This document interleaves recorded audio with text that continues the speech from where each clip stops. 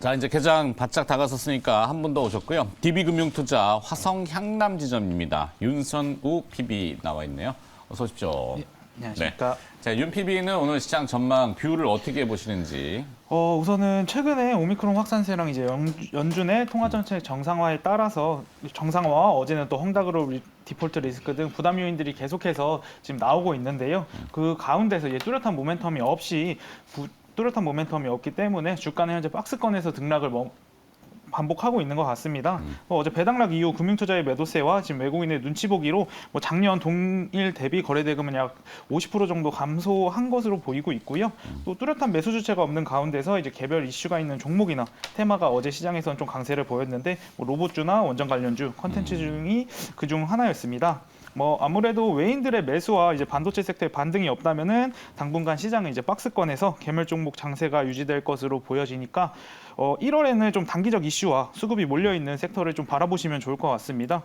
예를 들면은 다음 주에 있을 JP모건 헬스케어나 아니면 네. 삼성전자의 엑시노스 2200 발표, 그리고 또 이제 1월 5일부터 있을 CES 2022 등 좀 이쪽에서 좀 단기적인 시세가 나오지 않을까 보고 있기 때문에 이쪽 관련된 섹터를 좀 보시면 좋을 것 같습니다. 네.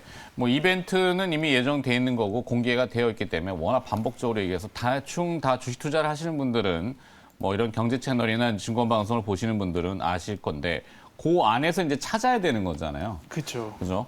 세간의 관심이 그쪽에 있기 때문에 사실 소문난 잔치에 먹을 건 없을 수도 있어도 그래도 그거죠. 네.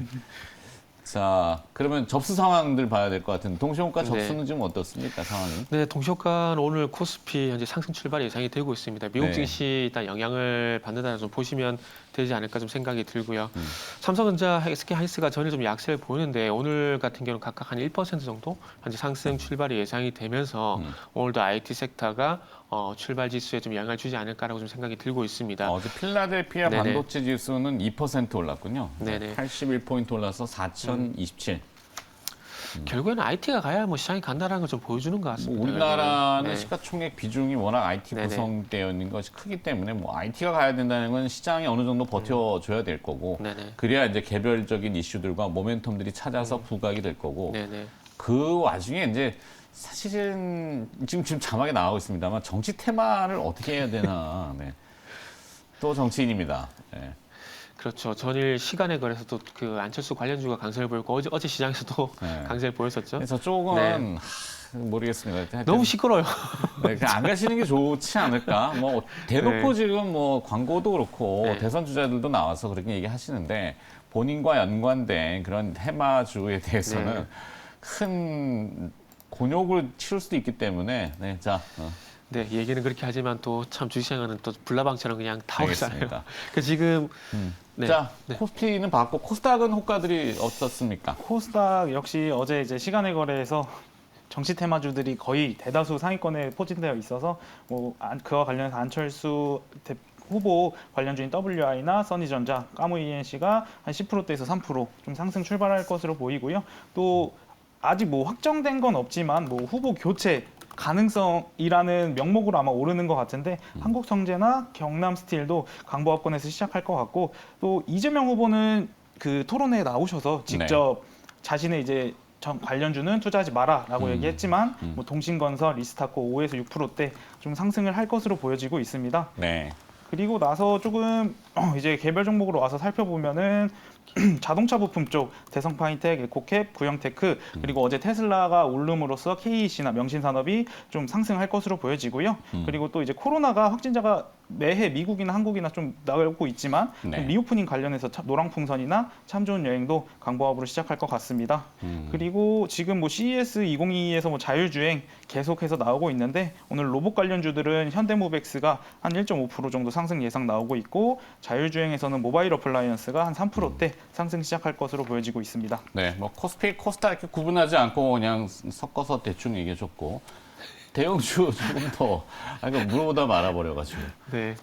대형주 같은 경우는 아직 쪽에서 눈에 띄는 종목이 중형주라고 해야 되겠네요. KCC. KCC. 예, KCC가 지금 이제 동시효과 상을 보게 되면 7% 정도 저평가 이슈 때문에 어제 시간에 걸려서 좀 오른 것 같고. 시간에 그래서 좀 부각이 됐었는데 하나금투에서 일단은 아시겠지만은 리포트가 나왔습니다. 일단은 뭐 가지고 있는 뭐 가치 대비해서 주가가 너무 저평가돼 있다. 그리고 실적 같은 경우도 뭐 긍정적인 평가를 했는데 일단 4분기 영업이익이 1,430억 정도 예상이 되면 됩니다. 그래서 작년 전년 동기 대비해서 184% 가량 뭐 실적 성장이 예상되는 상황이고요. 그리고 이제 2022년 올해죠. 2022년 실적 같은 경우에도 지금 현재 한 6,100억 정도 예상이 되게 되면서 전년 동기 대비 30% 가량 성장이 예상된다는 걸 리포트를 냈습니다. 그래서 일단은 뭐 하나 그 금튀었던 리포트 영향으로 인해서 일단 아침 쪽에 뭐 큰 폭의 상승 출발이 예상이 되는 상황이고요. 그리고 뭐 시간에 걸해서 일단 또 눈에 띄는 부분들이 지금 CS20 둘둘이 1월 5일 날 현재 예정이 되는 상황인데 네. 여기에 지금 화두가 되는 것들이 지금 잘 아시겠지만은 로봇이란지 자율주행, 메타버스 이런 기업들이 지금 돌아가면서 순환매가 발생이 되고 있거든요. 어제 같은 경우는 아시다시피 로봇 관련주 강세였는데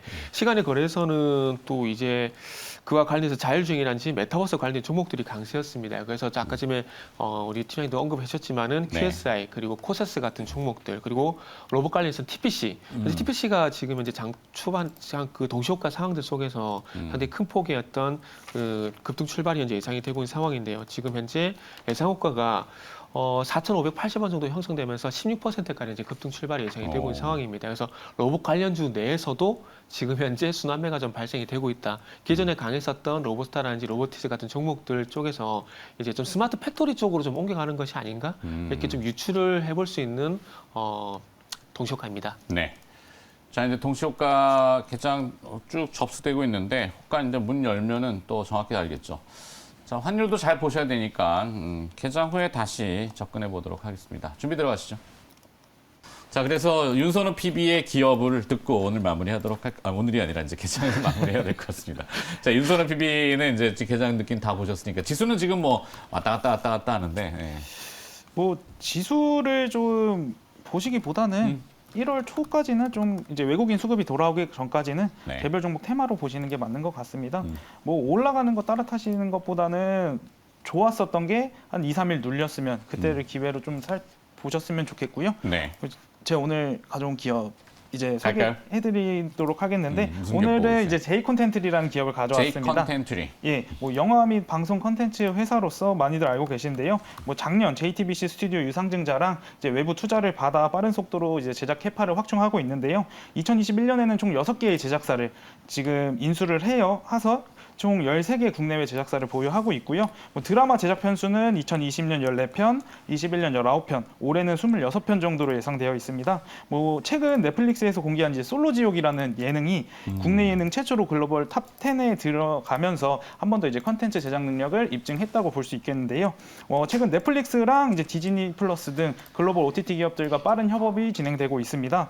뭐 넷플릭스랑 디즈니 플러스 모두 이제 올해 컨텐츠 투자를 좀 대폭 확대하겠다는 입장을 보이고 있는데요. 뭐 넷플릭스 같은 경우는 170억 달러, 디즈니 플러스는 230억에서 330억 달러를 예상하고 있습니다. 뭐 아마 콘텐츠 투자가 좀 확대가 된다면은 한국 쪽에서도 J 콘텐츠나 이제 스튜디오 드래곤 쪽이 좀 수혜를 받을 수 있을 것 같고요. 그리고 1월에는 좀 제가 앞에 이슈가 있는 종목을 좀 보자 했는데 범죄도시 2 개봉과 이제 1월 28일 지금 우리 학교는이라는 작품이 이제 넷플릭스에서 공개가 됩니다. 뭐 지금 우리 학교는 같은 경우는 이제 웹툰 원작의 스토리이기 때문에 인기가 탄탄했고 또 한국이 잘하는 이제 좀비물의 드라마입니다. 그렇기 때문에 아마 중간 이상의 성적은 나오지 않을까 예상하고 있고요. 또 극장을 가지고 있는데 코로나로 인해 이제 영업 실적은 좀 부진하였지만 2020년 대비 크게 개선되면서 아마 코로나가 좀 잠잠해지면은 리오프닝 관련주로도 한번 엮여 볼 수 있을 것 같습니다. 뭐 2022년 예상 실적은 매출액 7,436억, 영업이익 576억으로 좀 흑자로 전환될 것 같고요.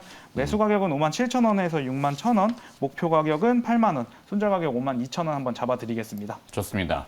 자, 윤선우 PB는 오늘 J 컨텐츠리를 관심 있게 보고 있고, 물론 주가가 이제 조금 눌린다고 해야 되죠? 예, 네. 자, 어제 좀 큰 폭의 상승을 거래량 터지면서 나왔기 때문에 오늘은 좀 거래량 없이 좀 눌리고 있는데 이런 눌림목 활용해서 좀 매수를 해보시면 좋을 것 같습니다. 알겠습니다.